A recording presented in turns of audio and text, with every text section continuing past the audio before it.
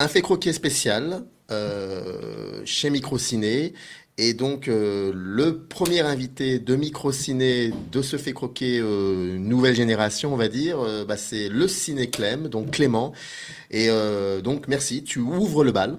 Voilà, Eh ben, il faut savoir. Et, mais rien n'a changé. Et d'ailleurs, la preuve, c'est que la fameuse première question, je vais être honnête, j'en ai deux qui me viennent, mais impossible de savoir laquelle vient avant l'autre. Donc, si tu me permets, je vais te dire les deux. prends ton temps. Alors, la première, c'est très étrange. C'était le 14 juillet et j'étais sur les épaules de mon père. Et là, je regarde le feu d'artifice pour la première fois et je vois ce truc qui s'agrandit et j'étais persuadé que ça allait me toucher. Donc, je criais. Tout le monde était content de voir les feux. Oula, pardon. Tout le monde était content de voir les feux d'artifice. Moi, c'était terrible. Je prenais ça comme une agression. Ça m'avait énormément terrifié. Voilà, c'est le souvenir que j'ai lointain et qui n'a rien à voir avec le cinéma, quoi. Du coup, c'est complètement à part. Et le second, un petit point ciné, quoi. Du coup, c'est Pinocchio, l'animé de 1940, Mhm. dans l'acte final quand Pinocchio se transforme en âne, les oreilles poussent, la queue pousse. Ça a été un traumatisme, à tel point que je n'arrêtais pas de dessiner cette séquence. Pinocchio avec des oreilles d'âne et tout, je n'ai pas arrêté de faire que des dessins comme ça. C'était terrible. Mes parents m'ont dit que c'était une obsession. Je devais avoir une centaine de dessins avec Pinocchio, avec l'immense queue d'âne et les oreilles qu'il y avait avec. Voilà. C'est que quand j'allais chez le pédiatre, donc forcément j'étais enfant, eh ben, j'apportais toujours un dessin au pédiatre parce qu'il accrochait ses dessins sur le mur. Ouais, Et quand j'y allais régulièrement, il y avait beaucoup de Pinocchio, donc ça c'est devait un concours de tourner. hasard. Donc je devais avoir ouais, vraiment 4, 5, 6 ans, quelque chose comme ça. Ouais. Donc très petit, cette obsession-là. Mais ça a toujours été ça. Enfin, en tout cas, enfant, ce truc de vouloir un peu exorciser des peurs à travers le dessin. Je sais que quand j'étais gamin aussi, on reste sur Disney, j'avais une collection de livres pour les enfants de ma génération des années 90. C'était les livres Disney avec la tête de Mickey dans un rond en haut à droite du bouquin. Et il y avait ce livre, c'était Bambi. Et si je dis pas de bêtises, attention les cinéphiles, dans Bambi, on voit pas les chasseurs qui tuent la mère de Bambi. Mais dans le livre que j'avais, ils étaient illustrés. Et donc c'était un choc de découvrir un aspect physique de l'antagoniste de ce film d'animation. Et du coup, bah, en fait, je me suis mis à dessiner les chasseurs sur une feuille de papier. C'est très étrange, hein. Mais je sais pas. En fait, mes peurs, je les exprimais sur des feuilles de papier. Ouais, j'étais très trouillard, gamin. Terrible. Mais Terrible. c'est la dite peur dont tu parles, parce que elle est là pour la première image dont que tu évoquais, à savoir les feux d'artifice. D'ailleurs, Ouais. tu voulais toucher c'était comme Mia Farrow dans La Rose pourpre du Caire, qui Ouais. a cette envie de toucher un peu ce qui se passe derrière l'écran, et finalement, c'est l'écran qui lui renvoie l'acteur principal de ce film qu'elle aime beaucoup aller voir au cinéma, et donc il sort de l'écran, donc il y a cette idée-là. Et quand tu allais au cinéma avant qu'il y ait cette crise sanitaire, juste une petite question, une curiosité, Ouais. tu te plaçais où exactement dans la salle de cinéma? Euh, alors c'est étrange. En fait, ça dépendait du film. C'est-à-dire que si je sais que je vais voir un film où voilà, ça va pas attirer un public trop jeune, trop dissipé, moi, je vais plutôt m'asseoir au milieu de la salle. C'est vraiment au centre, au centre. Mais quand je sais que c'est dissipé, que potentiellement ça peut s'envenimer ou quoi que ce soit, ben, en général, je me mets sur le côté près de la sortie, quoi. Et tu te mets jamais devant, mais pratiquement devant, histoire d'être en phase avec l'écran? Non, parce qu'au cinéma, on va dire à 90%, je vais voir les films en VO et je sais pas faire écran, sous-titres, écran, sous-titres. Moi, j'ai besoin d'avoir une vue d'ensemble. C'est étrange. Il y a plein de gens qui vont me mettre en commentaire, mais moi, j'arrive à lire les sous-titres en étant devant et tout, mais moi, je n'y arrive pas. Donc, c'est pour ça que je me mets soit au milieu ou soit au fond si j'ai pas de chance. En tout cas, tu confirmes un peu l'adage de Godard quand il dit que aller au cinéma, c'est lever la tête et la télévision, c'est regarder droit devant. Bon, je paraphrase, donc c'est très drôle. Mais c'est très très fascinant cette image quand même, cette première image marquante. Tu es avec ton père, voire même tu es sur les épaules de ton papa. Mm. C'est assez beau d'ailleurs. Et puis il y a ce feu d'artifice que tu as envie de toucher. je trouve ça assez beau. Est-ce que ton père a été un peu ce passeur, euh, passer des films, transmettre quelque chose qui soit lié au cinéma, et, ou pas? Et si ce n'est pas lui, alors comment ça s'est passé cette rencontre avec le cinéma? Est-ce que tu as été aidé ou ça s'est fait seul, tout seul? Mes parents, sont passionnés de cinéma. En fait, ils sont passionnés de cinéma. Ils m'ont toute ma vie, enfin en tout cas jusqu'à que ce soit moi qui leur montre des films aujourd'hui, ils m'ont montré des films. Je fais partie de cette génération, les derniers à avoir connu la VHS. Donc il y avait Hmm. ce rendez-vous du week-end où on allait de louer un film. C'est quelque chose qui manque, ça. Ce truc de mettre le manteau, de partir au vidéoclub du coin, choisir pendant un moment, et mon père me dire dépêche-toi parce que le monsieur il va peut-être il va peut-être fermer la boutique, donc prenons un film et allons-y. Donc ouais, donc je pense que c'était comme ça que ça a commencé. Et puis moi je fonctionnais énormément quand j'étais gamin avec la publicité. Je regardais beaucoup la télé et dès que je voyais une publicité d'un prochainement VHS, Balto, Toy Story, ce genre de choses, c'était très spontané. Je disais mais oh, ce film j'ai envie de le voir quoi, j'ai envie de le découvrir et mes parents enfants gâtés que j'étais bon m'achetaient la cassette quoi. On m'achetait la cassette et voilà donc je me suis créé moi-même ma cinéphilie on va dire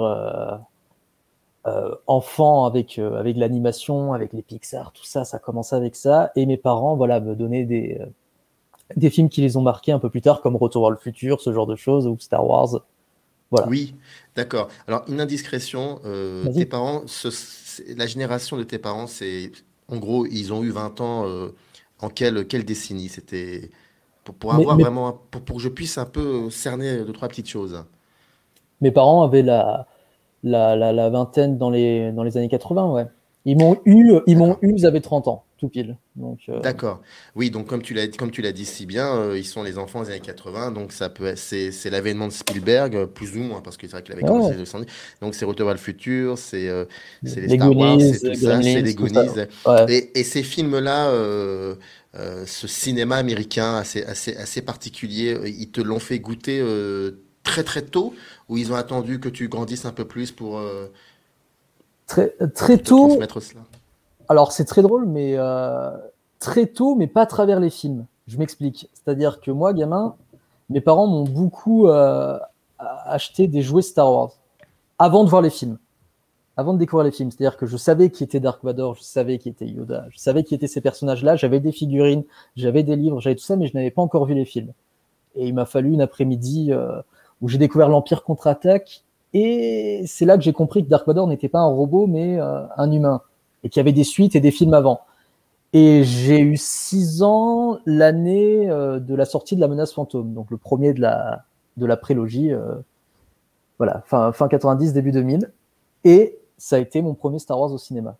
Donc déjà, on était tu vois, dans l'univers Lucas, tout ça, fin 90. Et ça a été un coup de foudre, mais qui ne m'a pas lâché en fait. Qui ne m'a pas lâché, peut-être un peu vers l'adolescence, mais qui, grâce au film Disney que j'adore énormément, ben c'est revenu. Il y a toujours cette magie de l'enfance. Quoi. Pour moi, c'est hyper important. Même si aujourd'hui, à presque 28 ans, effectivement, je m'intéresse à un autre cinéma. Moi, je suis un amoureux de Stanley Kubrick, de Hitchcock. Effectivement, c'était pas les films qu'on pouvait me montrer quand j'étais gamin. J'ai quand même toujours cette attache très Oh, forte. oh, oh là, Ah, détrompe-toi, oh, détrompe-toi.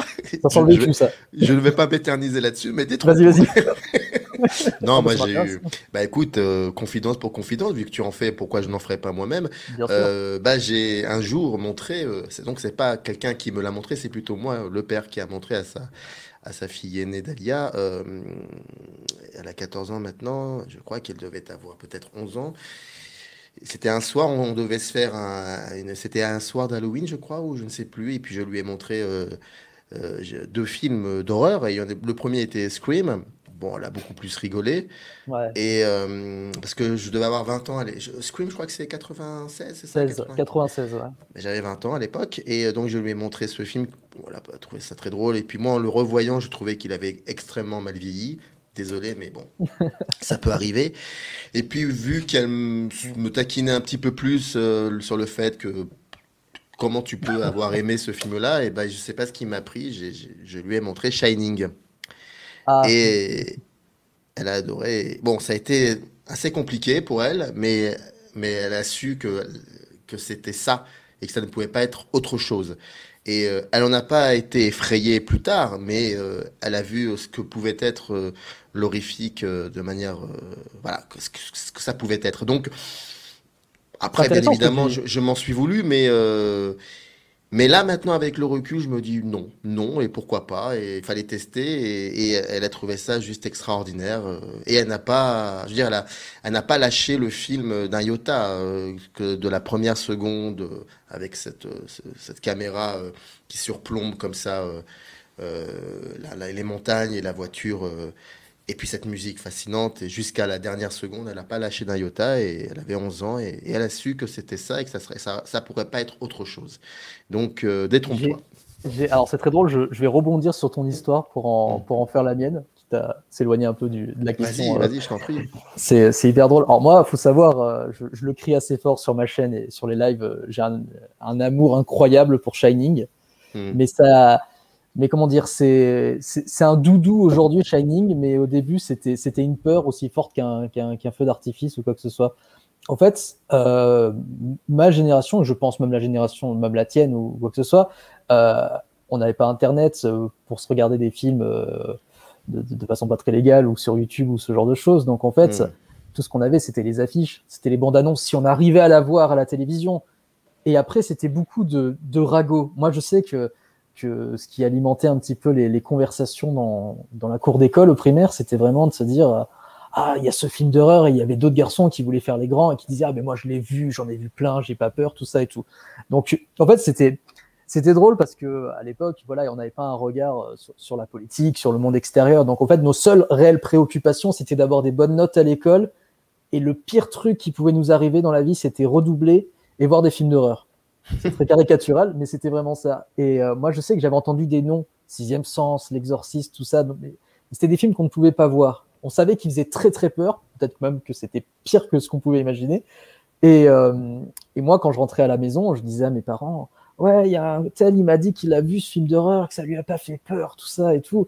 Et ma mère, au bout d'un moment, elle en avait tellement marre de m'entendre parler de films d'horreur. Et pour remettre dans le contexte, je devais avoir 11 ans, tu vois, l'âge de ta fille au même moment. Et elle m'a dit, bah écoute, va chercher une cassette dans la chambre, parce que mes parents avaient dans la chambre une petite collection de VHS bon, qui ne m'était pas destinée. Et il y avait Shining. Hmm. Et il y avait Shining. Je ne connaissais pas. Je voyais cette affiche qui ne m'effrayait pas des masses, où on voit Nicholson la tête dans le trou de la porte. Et ce qui se passe, c'est que il y a un truc un peu magique. Je sais que c'est un film d'horreur, donc je m'y prépare. Et moi, j'adorais, gamin, mettre la cassette dans le magnétoscope, mettre lecture, rembobiner, tout ça, c'est un truc qui me plaisait énormément. Et puis, effectivement, premier plan, cette musique, je m'attendais pas à ça. Je vois le logo Warner Bros. Bim, on voit cette île, la caméra qui avance, filmée sur un hélicoptère qu'on peut voir l'ombre pour ceux qui regardent le film en version 16 neuvième. Et, euh, Et là, je me suis dit, mon Dieu, je suis en train de voir un film d'horreur. Ce qui fait que cette première image m'a tellement terrorisé qu'il m'a fallu quelques années pour revoir Shining. C'est-à-dire qu'à chaque fois que j'essayais de le tenter avec des copains, avec des cousins ou quoi que ce soit, que je mettais la cassette et que je voyais cette première seconde, je l'arrêtais spontanément parce que c'était un choc. C'était le truc qui a tout déclenché, quoi. Et puis un jour, en grandissant, Internet, YouTube, se revoir des extraits avant de se repréparer au film et puis voilà, aujourd'hui je le considère comme une œuvre culte et comme un objet hyper fascinant à analyser, un objet cinématographique voilà, qui est labyrinthique, qu'on regarde, qu'on observe, qu'on décortique, avec plein de mystères. Le film est sorti il y a 41 ans et il y a encore des questions, quoi. Il y a encore des questions et il ne me fait plus peur. Il me fascine, en fait, ce film. C'est devenu mon ami. Voilà. Étrange, cette phrase. Oui, c'est assez étrange, mais bon, les cinéphiles sont très étranges en même Ouais. temps. Et à partir de quand tu as commencé à te poser et à en vouloir en parler de tous ces films, c'est-à-dire après avoir vu le film en question, tu avais besoin de refaire un autre film et de parler de ça, de parler de ce que tu voyais avec d'autres personnes, j'entends bien. C'est à partir de Ah, là que ça a commencé, ça. avant YouTube, donc, avec les gens. Alors, je ne sais pas, en fait. Je ne sais pas. Je pense, j'imagine que c'était avant YouTube, je C'était crois. avant YouTube, bien entendu. Hmm. Bah, c'était à l'école. C'était à l'école. Effectivement, on fonctionnait avec des films qui marchaient de façon un peu sérielle, quoi, comme Star Wars, comme les Harry Potter. On découvrait le film le week-end ou pendant les vacances scolaires avec nos parents, puis on rentrait à l'école et on partageait ça avec nos camarades. Alors, tu l'as vu, et on reparlait de cette scène. Et ce qui était très très drôle, c'est que aujourd'hui, tu vois un film au cinéma, bah, tu te refais une deuxième séance si tu as un pass cinéma. À la rigueur, malheureusement, il se retrouve sur Internet quelques temps après. Voilà, et à l'époque, on le voyait une fois avec nos parents et c'était quasiment impossible qu'on aille se refaire le même film une deuxième fois. Donc tout ce qu'on avait, c'était nos paroles et finalement, peut-être même qu'on l'extrapolait, on le redessinait le film, quoi. Tu vois, on le réinventait et on en parlait. Donc c'était un échange très fort avec mes camarades, avec des membres de ma famille, mes parents, un cousin en particulier avec qui voilà, on s'identifiait au personnage de Star Wars.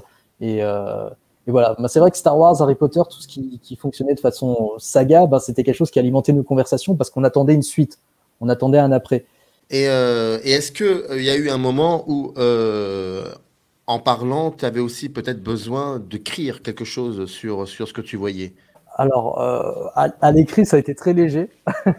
C'est pas le meilleur exemple, c'est pas le meilleur exemple, mais c'est vrai que dès qu'on a eu Facebook, 2008-2009 par là pour moi, eh ben, c'était l'occasion pour moi de montrer à mon entourage et tout que j'étais un fou de cinéma.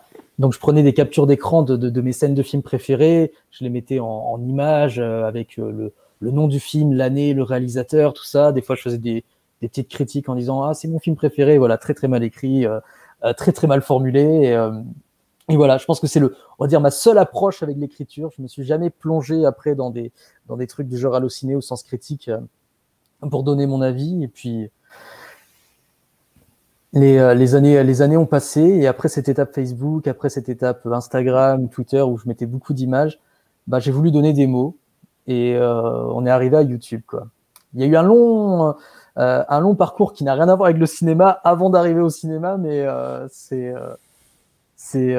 c'est dingue, c'est dingue. Pour dire, voilà, j'ai eu du cinéma à fond dans ma vie. C'était quelque chose vraiment qui me passionnait toute mon enfance. Et arrivé à un certain âge, vraiment, je pense que c'est, ouais, à 16-17 ans, il y a eu une espèce de rupture un peu avec le cinéma. J'aimais toujours, mais je le montrais moins, tout simplement parce que j'avais une autre passion qui arrive à ce moment-là, réellement. C'est la musique. Et tout se mélangeait avec l'adolescence, c'est-à-dire que, bah, voilà, on- j'avais la mèche sur le côté, il y avait les filles qui s'intéressaient à moi, je me mettais à jouer de la guitare, ce genre de choses. Donc, je suis vraiment rentré dans un autre monde où, voilà, je faisais des concerts, je faisais de la musique, tout ça et tout. Et il a suffi d'un cadeau de la part de mes parents qui a fait que toute l'histoire a changé, que le destin a changé. Moi, à 17-18 ans, si tu me demandais mon métier de rêve, c'était de chanter sur scène et de défendre un album de punk rock. Ouais, c'est un peu spécial. Et le truc, c'est que pour faire de la musique, bah, il fallait de l'argent. Moi, j'étais étudiant, je sortais du lycée et il me fallait de l'argent pour me payer le studio d'enregistrement et pour me payer les clips. Avec mes parents, ils m'avaient aidé. Je m'étais offert un single, je m'étais offert un album. Il y a eu pas mal de choses comme ça. Et au bout d'un moment, enfin, un album, quelques chansons, pas de quoi faire un album, mais on va dire un EP. Et, euh, et il manquait une autre étape, c'était pour diffuser ces chansons, il fallait faire des clips vidéo. Ouais.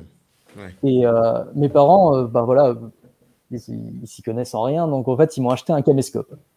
Ils m'ont dit, bah tiens, cadeau de Noël, avec ce caméscope, tourne-toi des clips, quoi. C'est aucune notion de l'éclairage, de ce genre de choses, d'une équipe qu'il y a autour d'un vidéoclip. Et donc, moi, je me suis dit, bon, bah, je vais attendre d'avoir des sous pour cette étape-là, quoi, pour tourner mes propres clips et mettre en image mes chansons. Et ça ne venait pas, la motivation ne venait plus non plus. Et un jour, la caméra, ben, je l'ai ouverte en début 2017, quoi. Après une expérience un peu douloureuse où j'ai vécu sur Paris et ça s'était très mal passé. Et j'étais revenu dans ma ville natale, quoi, Toulouse, et j'ai ouvert cette caméra et je me suis dit, mais c'est bon, je sais ce que je vais en faire. je vais parler de ma passion de toujours, quoi, la passion qui est là depuis le début. Il faut que je parle de cinéma. Et ça a commencé un petit peu, c'est un peu insouciant, quoi.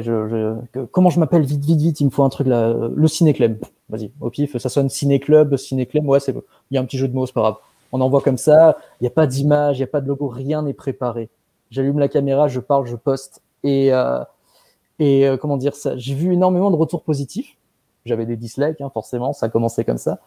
J'ai eu des retours positifs et ça m'a donné confiance en moi. Énormément. Ça me permettait de corriger absolument tout ce qui m'effrayait, tout ce qui me complexait.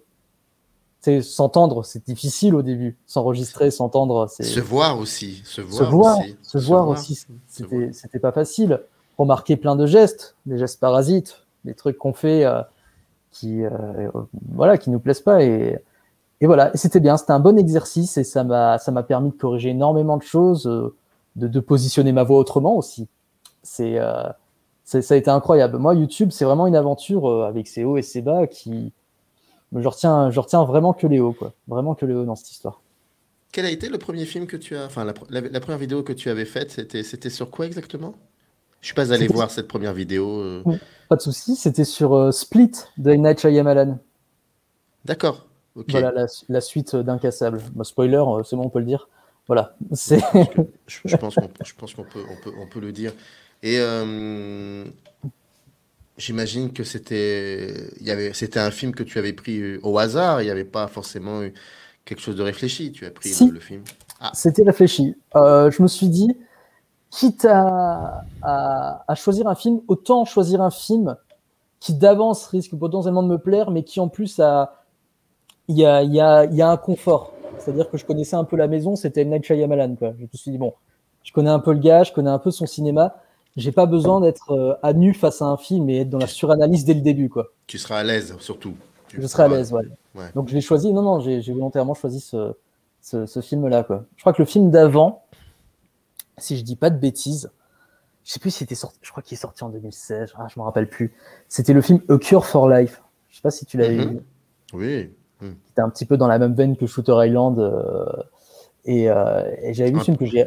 Un peu, beaucoup même. C'était un petit plagiat de Shooter Island. Et c'est marrant, alors je préfère le scénario de Shooter Island, mais je préfère l'esthétique de Cure for Life. C'est Gore Verbinski, c'est ça? Bien sûr, monsieur Pirate des Caraïbes. Comme quoi, il s'est fait autre chose. Monsieur la souris aussi, je crois. On n'en parle plus, ça. Mais si, il faut encore en parler. Il y a eu des mauvais souvenirs d'enfance, hein, quand même, hein, la souris, mon Dieu, ce film. Et je sais plus ce que, excuse-moi, je sais plus ce que je disais. Oui, Split. Ouais, finalement, j'ai pas fait A Cure for Life parce que voilà, peut-être trop complexe pour en parler du premier coup. Et ça a été Split qui est venu et ça m'a. Et voilà, ça a été le pied à l'étrier sur YouTube. Et puis tout d'un coup, c'est parti. Je me suis plus arrêté, quoi. Depuis février 2017, il n'y a pas eu une seule fois où il y a eu des remises en question, mais il y a aucun moment je me suis dit, je pense que je vais arrêter. C'est pas possible, quoi. Ça me passionne trop. C'est ça. Est-ce que tu as toujours de l'adrénaline quand tu réfléchis à ce que tu vas faire dans la semaine comme vidéo et tu commences à la préparer ta vidéo, puis ensuite à tourner, ou écrire, tourner, puis la monter. Est-ce qu'il y a encore cette adrénaline que tu avais il y a maintenant 4 ans? Ouais, 4 ans, ouais. C'est fou de dire 4 ans. À chaque fois que je le dis, ça me surprend un peu. Est-ce qu'il y a encore cette adrénaline? J'ai envie de te dire oui et non. C'est-à-dire que le format critique, se filmer en face cam, tout ça, c'est quelque chose que voilà, j'ai tellement l'habitude, je l'ai tellement fait. Tu sais, je ressens plus l'excitation, c'en est presque robotique, quoi. J'appuie, je regarde. Hey, salut à tous, j'espère que vous allez bien. Blablabla, je fais ma critique. Et voilà, cette vidéo se termine là pour aujourd'hui. J'espère qu'elle vous a plu. Tu vois, et presque ça en devient chanté, quoi. C'est une mélodie dans ma voix. Je la connais par cœur. Je la connais par cœur, cette chanson. Mais par contre, là où je ressens de l'adrénaline aujourd'hui, c'est que il y a une autre partie sur YouTube où je fais des interviews. Oui, ça, oui. C'est important. Et voilà. Faut qu'on en parle de ça.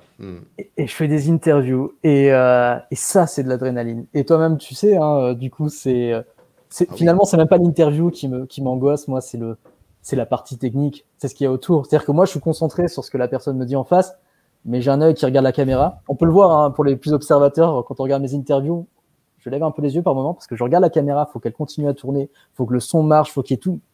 C'est terrible. On gère le travail de peut-être de 4 gars, mais tout seul. Et je ressens cette adrénaline pendant l'interview. Parce qu'on a envie de satisfaire la personne qui est en face, on a envie qu'elle en sorte satisfait de la petite expérience et tout. Donc, ça, c'est une adrénaline qui m'intéresse, quoi, que j'ai envie de revivre tout le temps. Est-ce que tu es en contact avec des attachés de presse?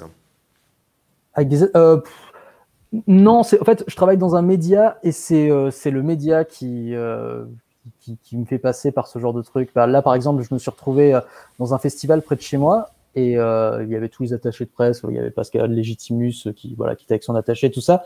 Et vu que notre média était plutôt réputé dans notre ville, en fait, ça nous donnait un pass, un accès à ce genre de choses. Donc, en fait, moi, je suis, s'il y a un côté un peu assisté, en fait, je laisse un peu mon média gérer cette partie avec les attachés de presse, tout ça, et moi, je me retrouve dans la course après, une fois que c'est un peu installé, quoi. Voilà. Mais je contacte aussi les artistes quand ils n'ont pas d'attaché de presse, quoi. Ou soit l'agence, mais c'est toujours très compliqué. C'est toujours très compliqué, quoi. Faut faire ses preuves. En plus, j'ai vraiment l'impression que ce monde de la presse, ces attachés de presse, ils ont un regard un petit peu particulier vis-à-vis des youtubeurs, quoi. Comme s'il y avait une incompatibilité entre le métier de journaliste et le métier de youtubeur, quoi. J'ai l'impression que c'est quelque chose qui effraie. Comme si mais ça serait quoi pour toi? Pourquoi, à ton avis? J'imagine que tu as dû, à mon avis, réfléchir à la question. Pourquoi, selon toi, tu penses qu'il y a une espèce de peut-être dénigrement peut-être de la part de certains attachés de presse vis-à-vis de youtubeurs? Ce serait quoi mais je sais pas, je pense que c'est un rapport avec peut-être le non-papier, quoi. On n'a pas ce diplôme de journaliste, on n'a pas ce truc, tu sais, mais c'est marrant parce que ça va forcément nous amener à ce débat de la cinéphilie, la légitimité.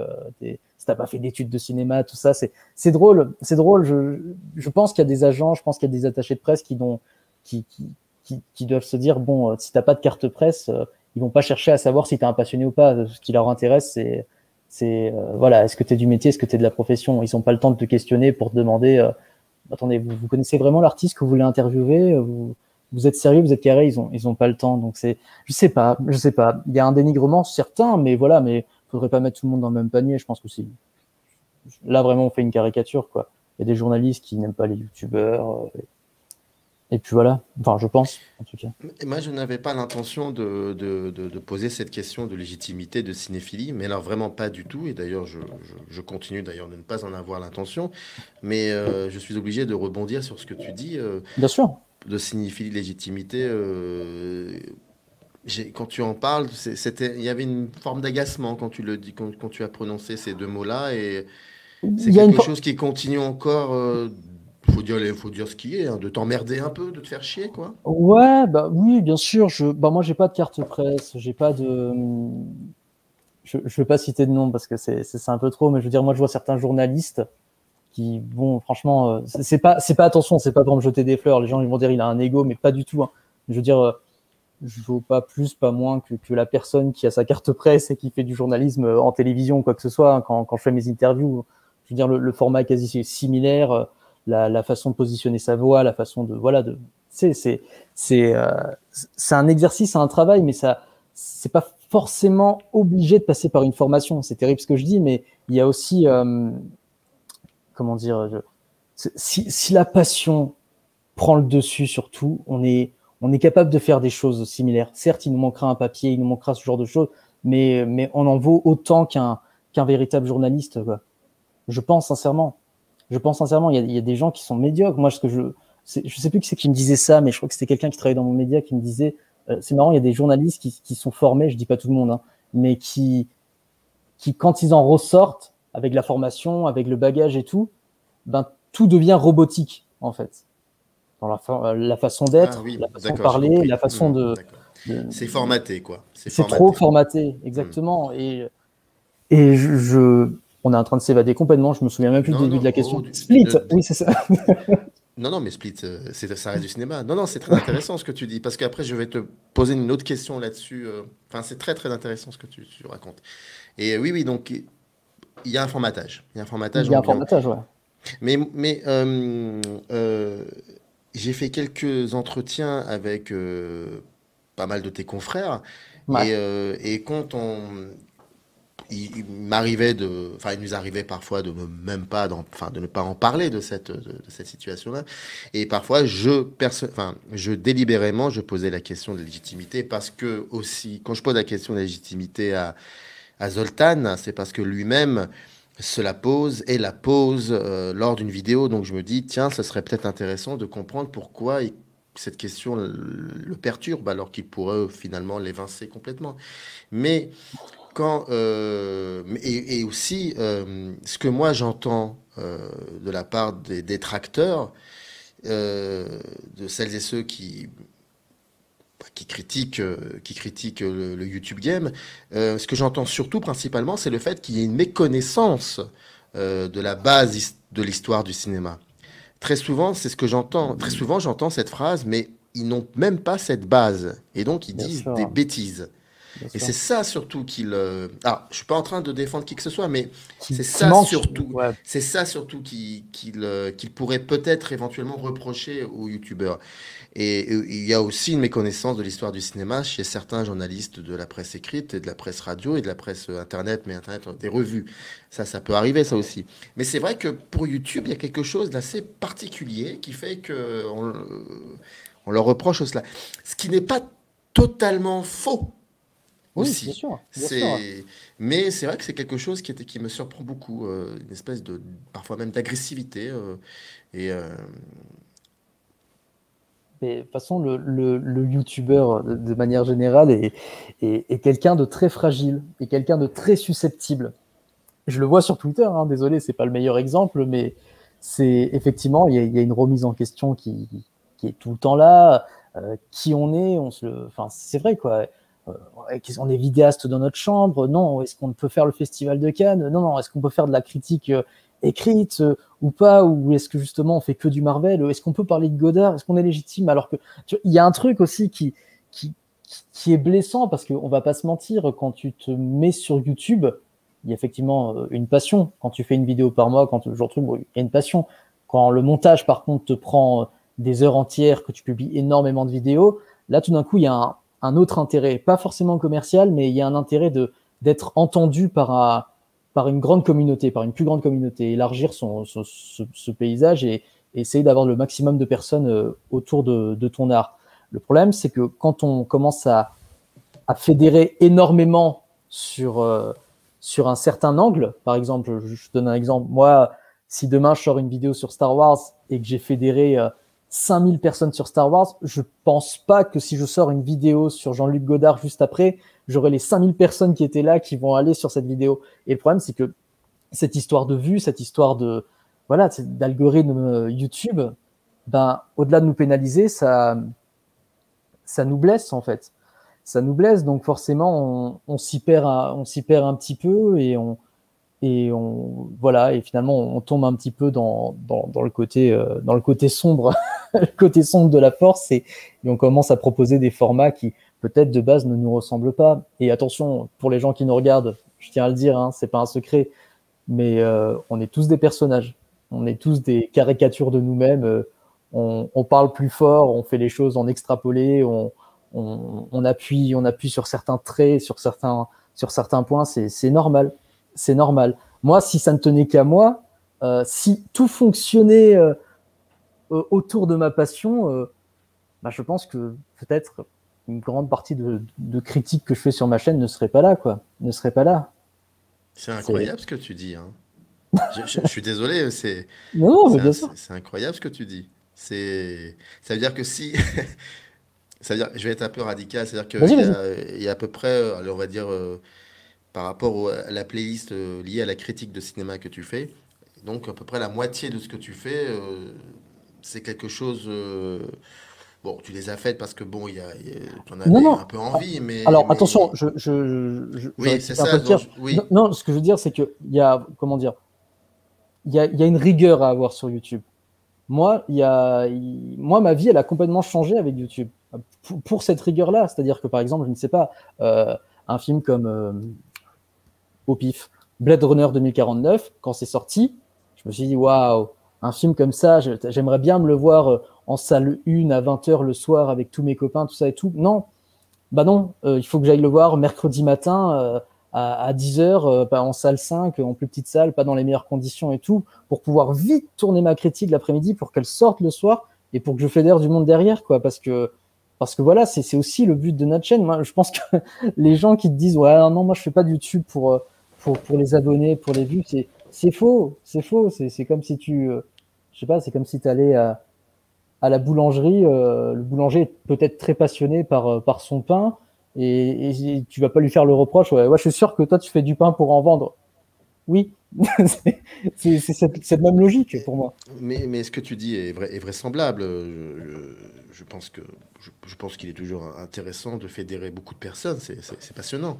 Ne serait-ce qu'après, quand tu fais des lives, ces mêmes personnes, tu les retrouves et ça peut donner des situations incroyables.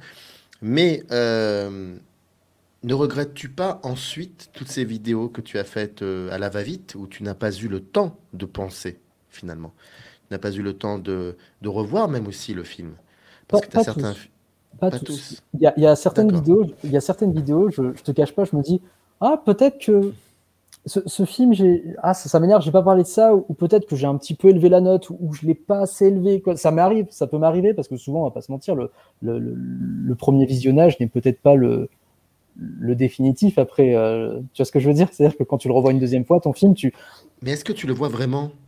Est-ce que tu vois vraiment un film quand tu sais pertinemment que ce film-là, il faut absolument qu'il y ait une vidéo à la fin de journée? Est-ce que quand tu t'assois quand tu te trouves dans cette salle numéro 5, est-ce que réellement tu le vois, ce film? Est-ce que pendant toute la projection du film, tu te dis pas, bon là, il y a un truc, il faudra que j'en parle, là, il faut que j'en parle. Mais en c'est fait, horrible. tu ne te C'est laisses pas, horrible. tu ne te laisses pas emporter par ce film un bon moment pendant 2 heures, 2h15, 2h20, 2h40, je crois, Ouais, Blade Blade Runner, Runner. ouais. Blade Voilà. Runner. Si tu dis à un moment, bon, YouTube, je vais le mettre dehors et je vais me laisser un petit peu emporter. Est-ce que... C'est tellement compliqué. Hmm, C'est tellement compliqué, Samir. Je veux dire, moi, il y a hmm, des choses qui ont changé dans ma vie. C'est-à-dire que en me mettant sur YouTube, j'ai un peu l'impression d'avoir donné, tu sais, un peu une partie de mon âme à cette plateforme. C'est-à-dire qu'avant, j'adorais le cinéma. Maintenant, je l'adore encore plus. Avant, je consommais du cinéma. Maintenant, je consomme encore plus. Et souvent, ce que je fais autour, des fois, peut me faire culpabiliser.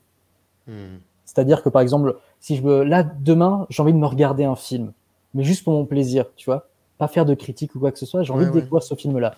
Je le ouais. regarde, et pendant le film, je réfléchis, je dis, putain, c'est pas bien parce que là, je perds du temps, je devrais plutôt faire le montage Mais non, tu de, perds pas de... du temps, tu regardes un film. Mais oui, mais j'ai quand même ce truc-là, mais je suis d'accord avec toi, Je te c'est-à-dire, taquine, hein, bien sûr, je te taquine, je te taquine, je t'essaie de bien libérer. sûr, mais il y a cette culpabilité de se dire, ouais, mais il faut que je fasse le montage et pense à la prochaine. Ça fait 2 semaines que t'as pas publié, c'est pas bien, et Hmm. tu te crées une rigueur. Moi, je sais pas qui est cette personne qui vit en moi, mais je le déteste par moment. Vraiment, je le déteste. J'ai envie de lui dire, lâche-moi, quoi. Si j'ai envie de pas faire de YouTube pendant un mois ou deux, je le fais pas. Mais le problème, c'est que quand j'allume YouTube et que YouTube m'envoie le petit message, attention, vos performances ont baissé par rapport à la vidéo précédente, eh ben, ça nous touche. On se dit, ah non, quand même, j'ai pas sorti 25 vidéos avant qui m'ont fait tenir une espèce de rythme pour tout lâcher. C'est comme si, j'adore les exemples, hein, désolé, c'est comme si quelqu'un qui se mettait à faire un régime abandonné en plein milieu et tu te dis, bon, ben mince, j'ai couru toute la semaine et là, je vais déconner pendant les 3 prochaines semaines à manger mal, quoi, tu vois. C'est un peu ça. C'est un peu ça, quoi. YouTube, je te dis, il y a énormément de belles choses. Ça m'a apporté énormément de belles choses, mais, il y a une partie obscure, ouais, bien sûr, qu'on ne Eh, montre pas. Qu'on ne montre pas. C'est pas le oui, but. mais pour avoir fait pas mal de, je crois, une vingtaine d'entretiens, je pense, fait croquer, Hum. ça, c'est quelque chose qui revient souvent, hein. Souvent, tes confrères le disent, hein. Ils Mais le disent très mais souvent, ça. je sais que pas mal de gens le disent. Et ce qui me fait rire, c'est que souvent les gens nous disent euh, ah ouais, mais YouTube, c'est super cool. Tu vas voir un film, c'est trop bien. Tu fais ta critique, tu sors la vidéo sur YouTube et tu gagnes de l'argent. Mais YouTube, c'est exactement comme un album de photos de famille. L'album de photos, tu as plein d'images où tout le monde sourit, où tout le monde est content. On prend pas les photos où les gens se mettent à pleurer, où ils se disputent. Et c'est exactement pareil. Les parties emmerdantes, on ne les montre pas. Je veux dire, quand je sors une vidéo de 10 minutes où tu me vois tout souriant et je te parle de mon film, bah derrière, il y a 40 minutes de rush qui ressemblent à ça, qui ressemblent à « Hey, salut à tous !» « Hey, salut à tous !» ah. « Hey, salut à tous !» Non, « Salut à tous !» tu vois. Et jusqu'à que j'y arrive. Et c'est énervant, quoi. C'est agaçant. Pour finalement avoir un résultat lisse et propre. Ces parties obscures qui sont compliquées. Qui sont vraiment compliquées, quoi. Quand tu me parles de tout cela, quand tu me parles de ton rapport comme ça avec cette chaîne et le fait aussi que ta vie en a été chamboulée, mais comment tu vois maintenant cette chaîne évoluer? Quel est l'avenir de cette chaîne, hein, qui doit être lié intrinsèquement, j'imagine, à la crise sanitaire, ça certes, mais comment tu la vois évoluer maintenant? Et toi Oh, aussi, dans la foulée? bah écoute, ça va être optimiste. Ça va être optimiste. J'ai commencé en 2017 avec des critiques dans ma chambre d'adolescent. En Mhm. 2018, j'ai fait le Festival de Cannes. En 2019, j'ai rencontré mon média et fait des interviews. Aujourd'hui, j'en fais plus d'une vingtaine, trentaine, pardon, d'artistes que j'adore. Donc en fait, ce que je me souhaite à l'avenir, c'est surprendre mon public et continuer à me surprendre. Parce que si je devais faire un petit SMS au Clément que j'étais il y a 4 ans pour lui dire et regarde ce qu'on a fait là en 4 ans, bah, je pense qu'il ne me croirait pas. Et est-ce que cette, cette chaîne elle t'a permis aussi d'aller explorer d'autres cinématographies que tu n'avais peut-être pas forcément l'habitude de, de, de, de voir, d'explorer, de découvrir. Ah ouais, non mais complètement, complètement. Je vais te donner un exemple là. Des, des- je j'ai pas de film qui me vient là spontanément, mais c'est clair que par exemple, je sais pas, un film dont je suis tombé complètement amoureux. J'ai pas fait la critique sur la chaîne, mais parce que j'étais en vacances à ce moment-là, il y a eu un mauvais truc, mais le film était dans mon top 10 de fin d'année de l'année 2018. C'était le film Under the Silver Lake de David Robert Ah oui, Mitchell. bien sûr. Je Oui. sais pas, et Mhm. je suis allé voir ce film, mais il m'intéressait pas des masses. Je suis pas un grand fan d'Andrew Garfield ou quoi que ce soit.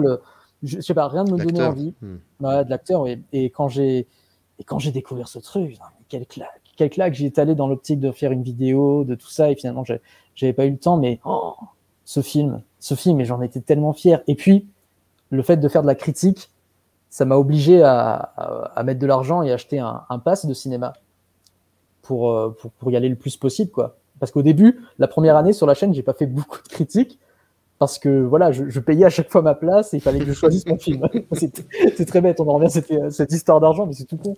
Mais depuis que j'ai ce pass,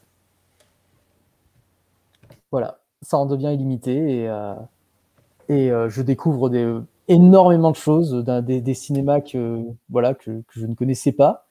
Et je te le cache pas aussi, des trucs un peu oubliables quand même. Mais bon, c'est Oui, le risque. j'imagine. C'est le J'imagine. risque.